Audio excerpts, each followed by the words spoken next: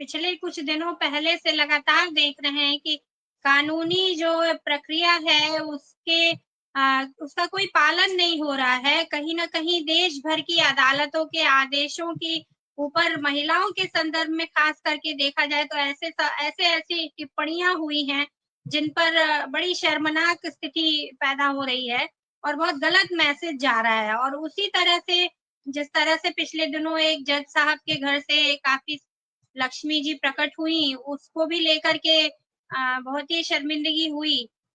कानून मंत्री एक मंत्री जी में जो है हमारे देश के केंद्रीय कानून मंत्री में अर्जुन मेघवाल जी, उनकी सदन में एक टिप्पणी आई किसी प्रश्न के जवाब में कि पिछले 7 सालों में जो विगत 7 सालों में जो नियुक्तियां हुई हैं जुडिशियरी में हमारे, उनमें 78% 78% जजेस जो है वो सवर्ण जातियों से हैं, सवर्ण तबके से हैं।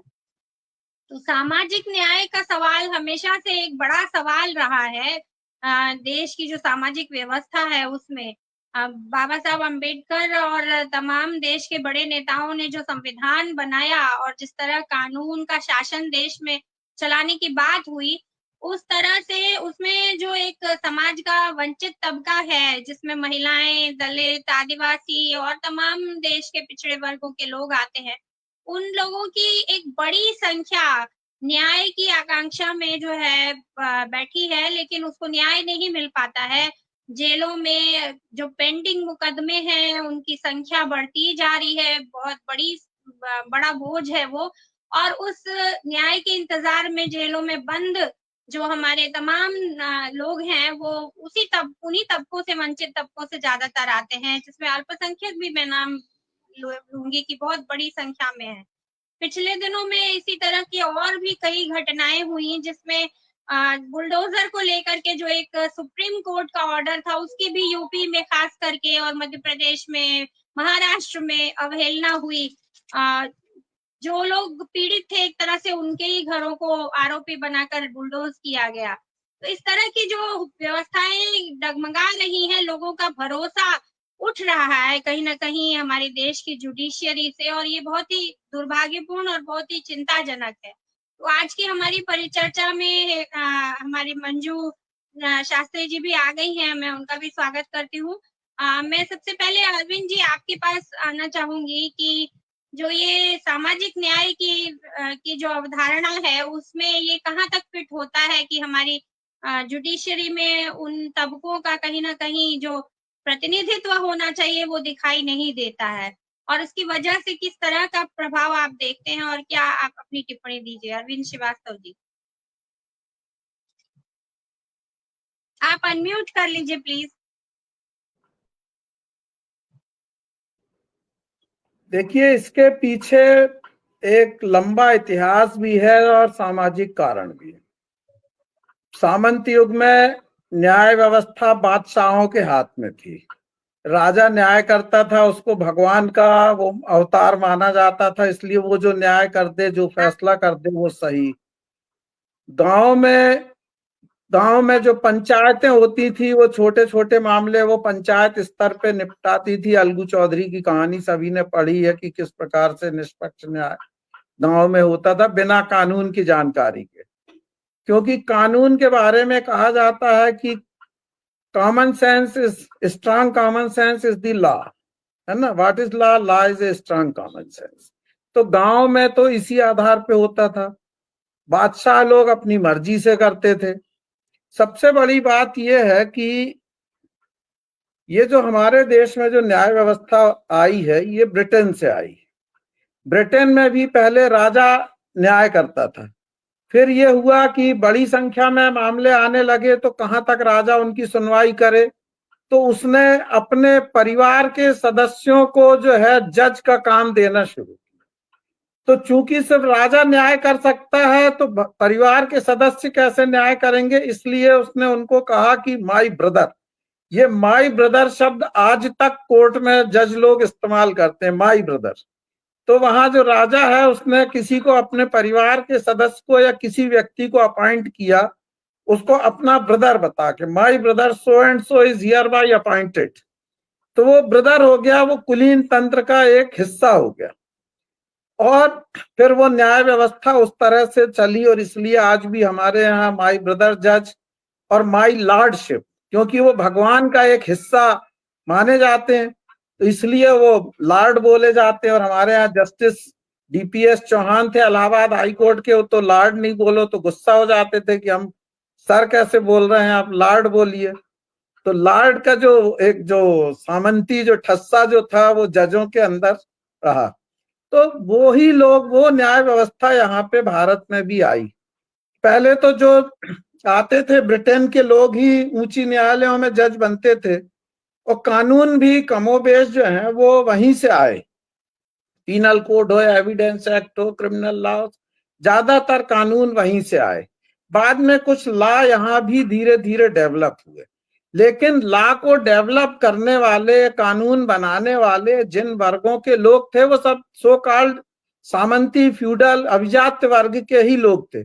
कानून बनाने की भागीदारी में समाज के सामान्य हिस्से का कोई हिस्सा, कोई कंट्रीब्यूशन कभी रहा नहीं। रहा इसलिए नहीं कि उनको बनाया नहीं गया, इसलिए कानून भी उन्हीं लोगों ने बनाया जो कि संपन्न तबके के, जो अभिजात वर्ग के, जो ऐसे लोग जो पढ़े लिखे थे। और पढ़े लिखे लोग कौन हो सकते थे? जिनके पास पैसा था, जो अच्छी शिक्षा दिला सकते थे। तो स्वाभाविक है कि पिछड़े वर्ग के लोग, दलित वर्ग के लोग, इस तरह के लोग तो अच्छी शिक्षा दिला नहीं सकते थे। कैम्ब्रिज में जाके ला करके आए गांधी जी या नेहरू जी या दूसरे, वहां लंदन से बैरिस्टर बन के आए। तो ये जो बैरिस्टर बन के आते थे या लंदन से पढ़ के आते थे, वही लोग वकील बने, वही लोग जज बने। उसी तरह के लोगों ने कानून भी बनाए। तो ये जो कानून बने हैं, ये ज्यादातर कानून एक अभिजात वर्ग को, संपन्न वर्ग को प्रोटेक्ट करने वाले और सामान्य और गरीब वर्ग को न्याय से वंचित करने वाले कानून है। अब आज देखिए, उदाहरण मैं आपको देता हूं, रिया चक्रवर्ती का उदाहरण देता हूं। उसको 4 साल तक उसका कैरियर खराब हो गया, उसको इतना हरासमेंट हुआ, उसको इतनी बदनामी की गई। लेकिन अब आज अगर वो उनके खिलाफ, जो मीडिया के खिलाफ और सबके खिलाफ डिफेमेशन का केस दायर करे, तो करोड़ों रुपए की फीस पे करे, वकील हायर करे, और वो उस लेवल का वकील हायर नहीं कर सकती जिस लेवल का मीडिया के लोग हायर करेंगे। सबसे ऊंचे लाखों करोड़ों रुपए फीस लेने वाले सिंघवी या कपिल सिब्बल या XYZ जैसे। तो नेचुरली ये असंतुलित है, कानूनी व्यवस्था, न्याय व्यवस्था पूरी असंतुलित है। ये एक पक्ष की तरफ पूरी तरह से झुकी हुई है। दूसरी बात यह है कि कानून बनाने वाला समाज का संपन्न तबका है, जो अपने बच्चों को उच्च शिक्षा दे सका, और वही लोग वकील बने, वही लोग जज बने, उन्हीं ने कानून बनाए। तो कानून बने भी उन्हीं वर्गों के फायदे के लिए, इतने क्लिष्ट बना दिए गए। तीसरी बात यह है कि ये जो जितने कानून बने, अब आप देखिए ज्यादातर मामले होते हैं, दीवानी के मामले होते हैं, फौजदार। अब इतना ज्यादा क्लिष्ट उनको बना दिया गया है। इंटरप्रिटेशन ऑफ स्टैट्यूट, हमारे जस्टिस जीपी सिंह ने किताब लिखी, पूरी दुनिया में पढ़ी जाती है, इंटरप्रिटेशन ऑफ। मतलब पहले तो कानून बड़ा क्लिष्ट बना, और जब कानून बना तो उसकी व्याख्या कैसे हो, इंटेंशन क्या था लेजिस्लेचर का। जब संविधान सभा में बहस हो रही थी तो उसका मकसद क्या था। मे का मतलब शैल है कि शैल का मतलब मे है, ये इसका इंटरप्रिटेशन होता है। संविधान सभा में क्या बहस थी, उसका क्या इंटरप्रिटेशन, उसका उद्देश्य क्या था। या कोई कानून बनता है तो संसद में बहस हुई, उसका क्या उद्देश्य था, इंटेंशन ऑफ लेजिस्लेचर क्या था। अब ये सब चीजें इतनी कठिन बना दी गई हैं कि सामान्य व्यक्ति खुद पैरवी नहीं कर सकता, और सामान्य लॉ की डिग्री लिया हुआ व्यक्ति भी सामान्य रूप से इन सब चीजों की पैरवी नहीं कर सकता।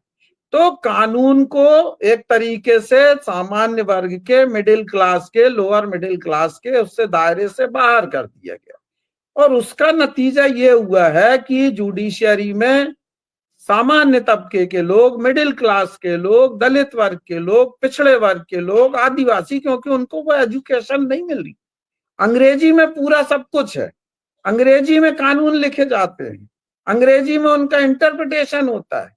तो जब उनको वो शिक्षा और विस्तार नहीं मिला है तो स्वाभाविक रूप से वही लोग जज बनते हैं जो जज के बेटे हैं, जो अच्छी शिक्षा प्राप्त किए हैं लॉ में, जिनको अच्छा वो मतलब गाइडेंस मिला है अपने बाप का या किसी का कानून या वकालत को सीखने में।